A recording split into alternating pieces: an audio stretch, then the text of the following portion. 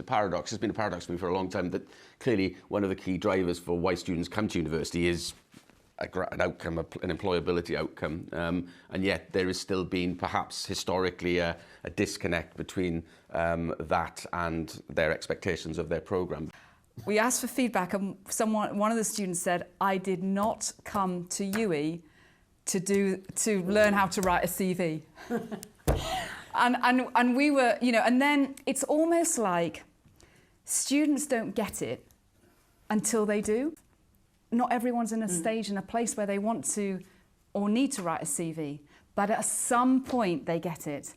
And it's almost like the students are doing the work for us, so they're passing on Exactly, yeah. the benefits that they've got to students in the years below. And so it's making our job a bit easier? Yeah, I think it's very much about a process of normalisation and changing student culture around it. And I think for us, one of the most important vehicles for that is social media and particularly LinkedIn. So we have a LinkedIn group for our programmes, for our different programmes, and that's where we advertise, placement opportunities, we advertise graduate jobs, but that's also the place where we celebrate our sort of graduate success stories, and students post themselves, pleased to announce I've just been recruited for X job.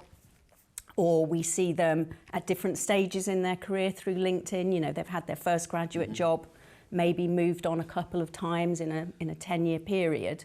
And our current students see that, they're part of that. And I think that that's one of the things that really helps change the conversation around careers and makes it a sort of not just oh God, we've got to, got to go along to that session, but they kind of see its importance, probably at a stage where, as you say, it's not normal to think about your career when you're just going into the second year of an undergraduate degree. So it's like almost a cultural shift then, isn't there? The programme provides some sort of gravitas to it, but from what you're saying, the conversations are happening outside the programme as well.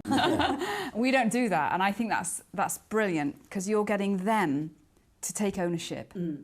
And it's when they start taking ownership that the programme, all of this gains momentum, when they see people like them. Yeah, and being really able to imagine themselves. I think it's hard as a second or third year to think that one day you're going to be adulting, and to see somebody who's only, a couple of years ahead of you, and they've suddenly got a job, as the manager or the coordinator or an officer role.